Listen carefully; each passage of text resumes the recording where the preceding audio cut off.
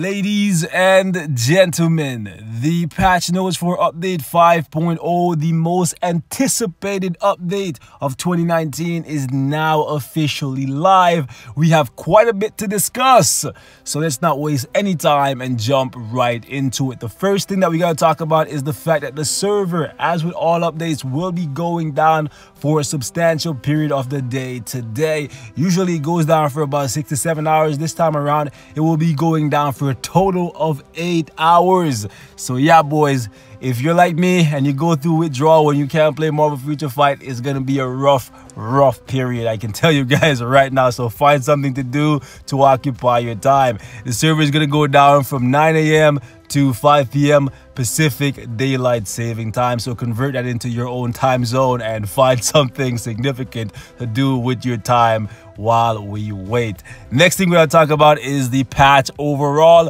We will actually be getting 18 new uniforms. Quite a lot, guys. Get your crystals ready, get your wallet ready, whatever it takes, right? Whatever it takes, boys. So yeah, we're going to be getting 18 new uniforms, not the 19 that we were told we were getting, not the 19 we were expecting to be getting.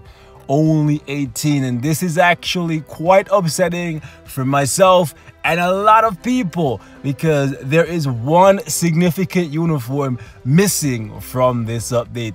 He's in the key art. We were told we were getting him by the people over at Marvel. We were told we were going to be getting an Endgame uniform for the God of Thunder. However, for some reason, unbeknownst to me, Netmarble decided that they're not going to be giving us a Thor uniform. Yesterday, in the live stream, I was wondering what was going on. Everybody was saying Thor, Thor. Myself, we were like, Thor, let's see Thor, let's see Thor. We thought they were skipping Thor to unveil something awesome when the patch notes go live. I didn't think it was they were skipping Thor totally. My goodness. A lot of people are going to be very mad when the update goes live and they don't see a Thor uniform. He's in the image. What is going on, Netmarble? Seriously, you couldn't change a few skills for Thor and give us another Thor uniform? My goodness.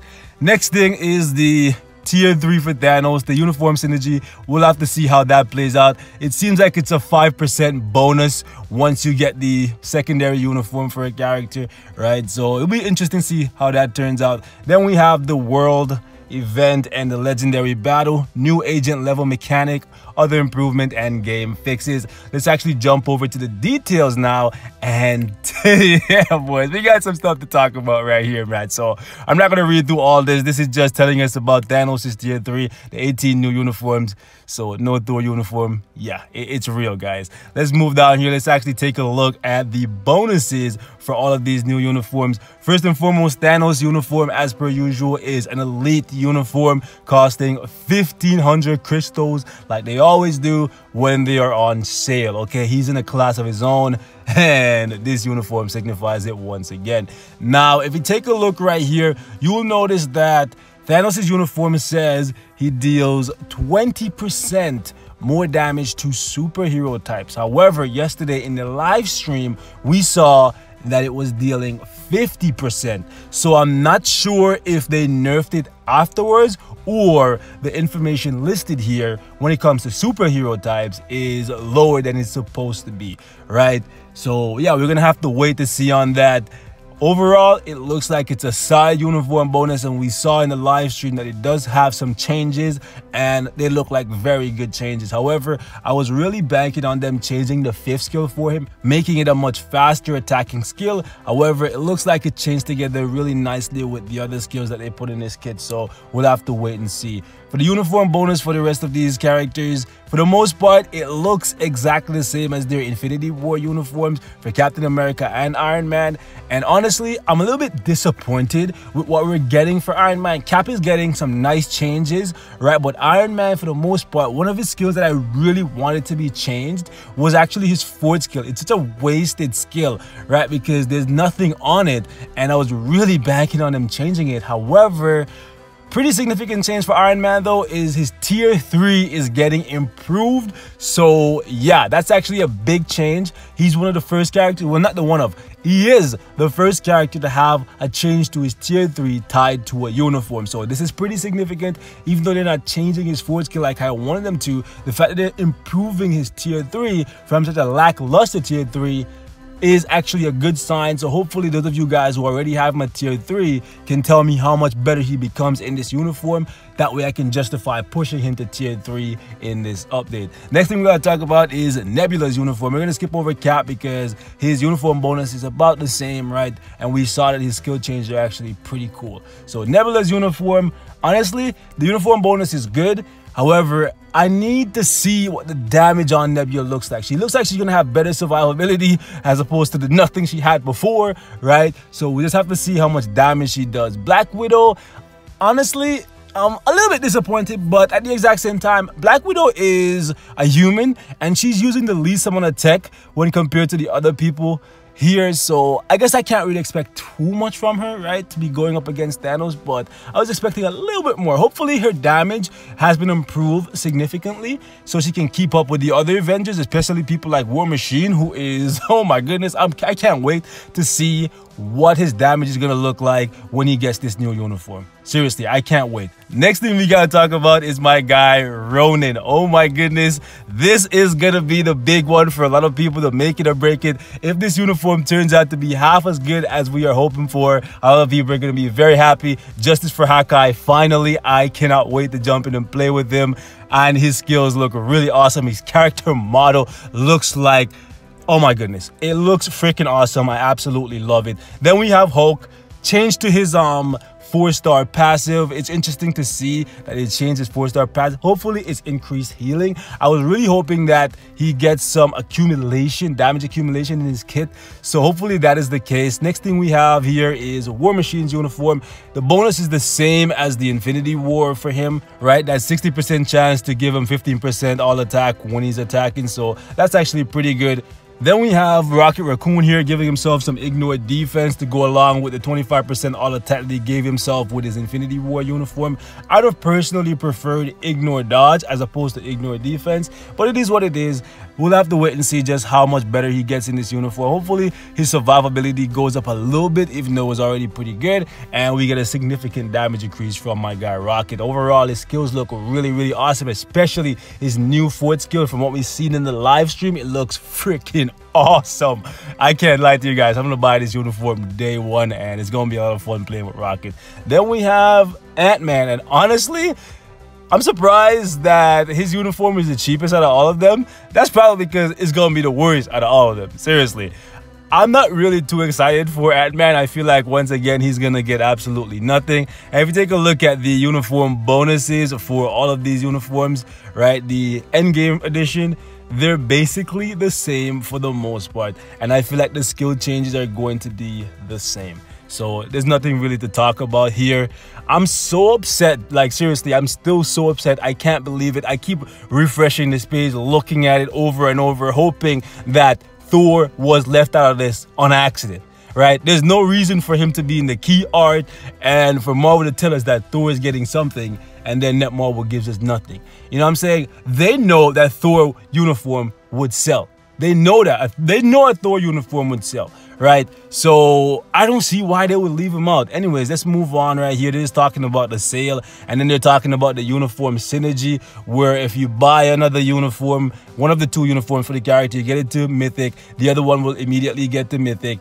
And right here, I'm kind of like, I don't know. I'm kind of at a loss because they told us that the uniform synergy bonus would give you a significant discount. However, the discount is only 40%, which is generally the price of a uniform on sale. So what I'm thinking to myself is, will this 40% apply if the uniform is currently on sale? Right? So let's say the uniform on sale is 1,050 crystals, and then I buy one of the two uniforms. Will that 40% that I now have be applied to the 40% sale discount, right? Will that apply in that way? That's what I have to wonder here, because if it's still gonna be 1,050 crystals to buy the second uniform after I bought the first one, that is a rip if you ask me, because you're only gonna get a 5% stat bump. Honestly, I hope that's not how it works, but we'll have to wait and see. I'm hoping that the discounts actually stack on top of each other, right? Otherwise, yeah, I'm not gonna probably buy a lot of these uniforms, honestly, especially since I'm so salty that we're not getting a Thor uniform. So right here, they have two more characters that can get to level 70, Nebula and Hawkeye. Obviously, that is to be expected since they're the only two from this update that did not have level 70 prior. Then we have another look at Thanos's tier 3 sped up, and frankly, I love how it looks and it has a lot of hits. However, it looks like it's gonna be pretty weak. I'm just saying, it looks like it's gonna be pretty weak. They decided that they wanted to give us, oh my goodness, boys, a decrease to all speed. Why the hell do we need all speed decrease? All defense down is what the meta is right now. If Thanos of all people is not deserving of all defense down, I don't even know, bro. I don't know what these guys are thinking. It looks like this is gonna be a PvP skill, right? Ignore dodge 100% for 10 seconds is pretty significant, right? Because at a 10-second cooldown duration, if you're spamming your skills, you could probably keep this up all the time, because yeah, you might be able to get off the tier 3 once every 10 seconds. It might be possible, right? Depending on the percentages on his skills. Frankly, I don't want to judge this prematurely, right? The 80% chance to penetrate everything is pretty cool for PvP, right? The debuff removal is awesome as well. Incapacitation is also really good. The fear, the stun, all very good effects, but I feel like this is aiming more towards PvP, and that's not what I want. That's not what I want. So I'm hoping that this skill hits really hard in World Boss Ultimate. That's all I can hope for at this point. So sad that Thor is not getting his uniform. You're gonna hear that pretty often throughout this video. Next, we have the legendary battle, and from what we saw in the live stream, it looks pretty interesting. It looks pretty challenging, and I'm hoping that's actually the case. We'll just have to wait and see once it goes live. Next thing that we gotta talk about is the elephant in the room. The elephant in the room, we gotta talk about it. Let's actually scroll down here, and that is the fact that for the extreme rewards, boys, once again, we are going to be required to get another character, the Type 6 enhancement for the CTP. This time around, it is actually the big guy himself, Thanos. We have to get him to Type 6. It was hard enough to get Captain Marvel there for that CTP of regeneration. This time around, we actually have to get Thanos.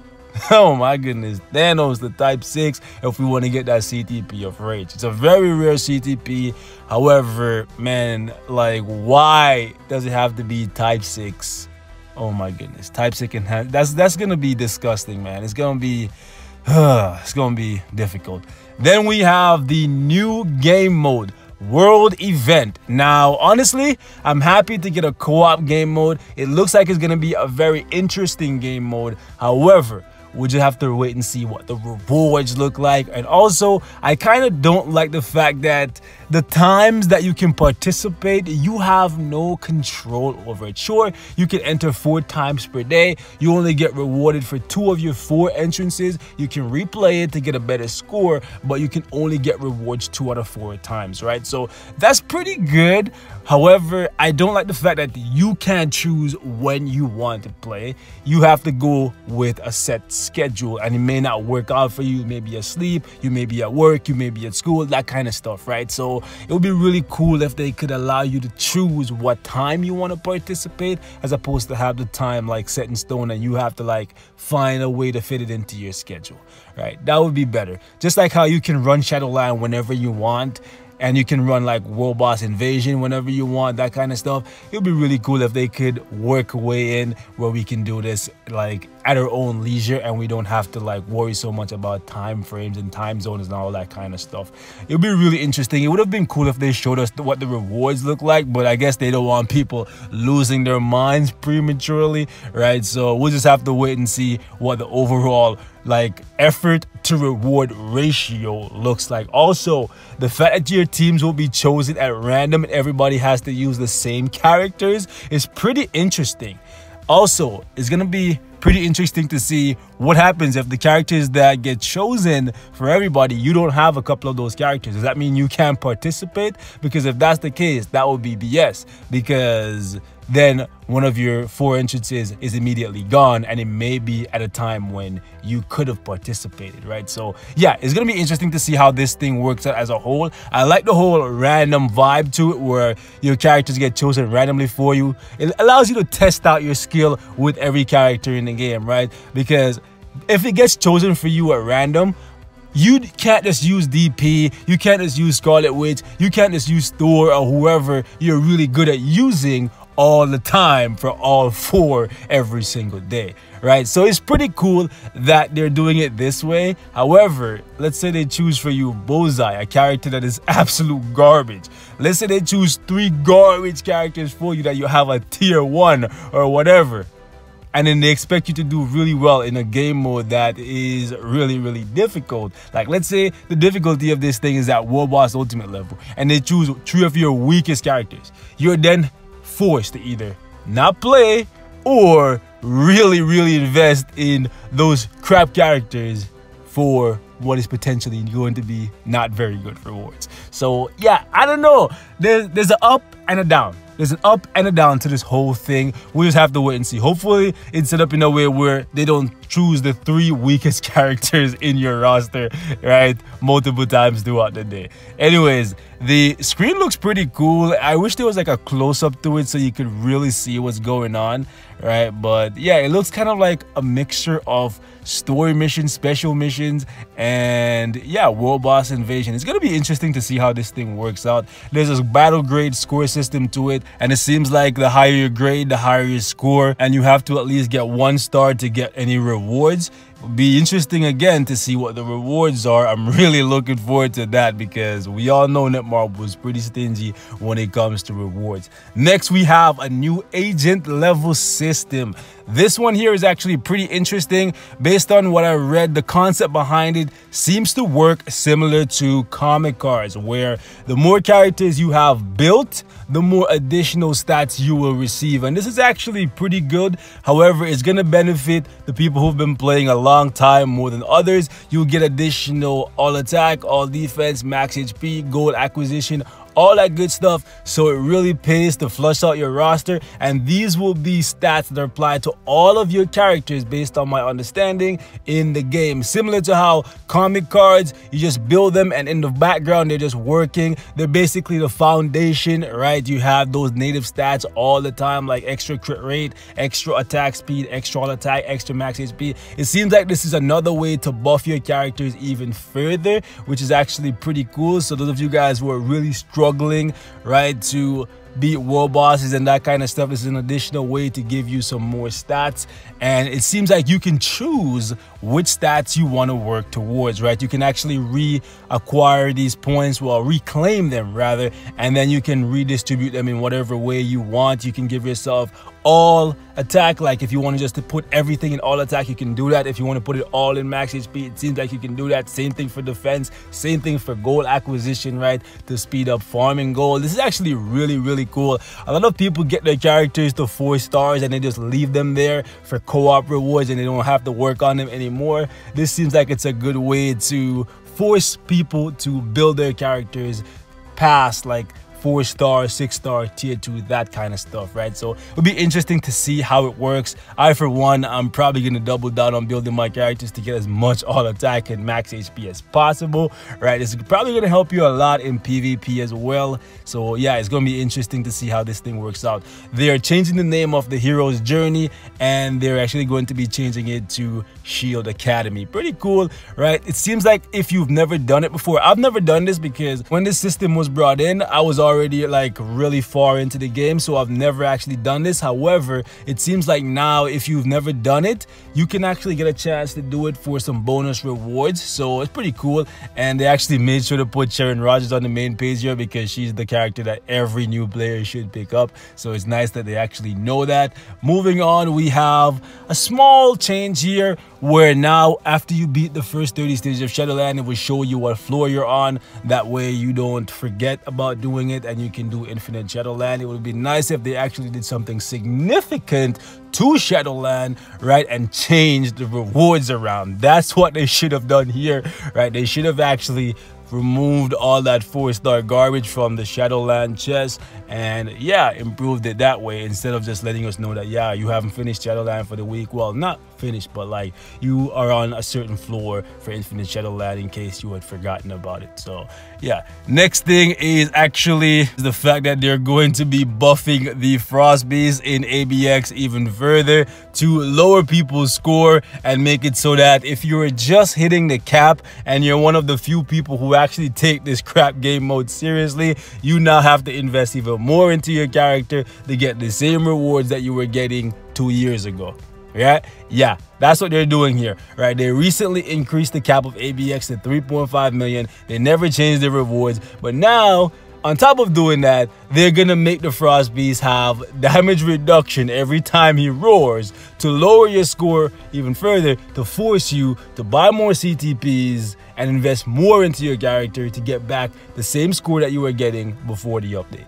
Crazy stuff, right? Yeah, this is how these people want to roll, man. Like, this is just disgusting if you ask me. Now, next thing we gotta talk about here is the fact that they're putting a whole bunch of uniforms on sale for gold, and I, for one, I'm gonna pick up a lot of them to give myself bonus stats for all of the characters that I care about.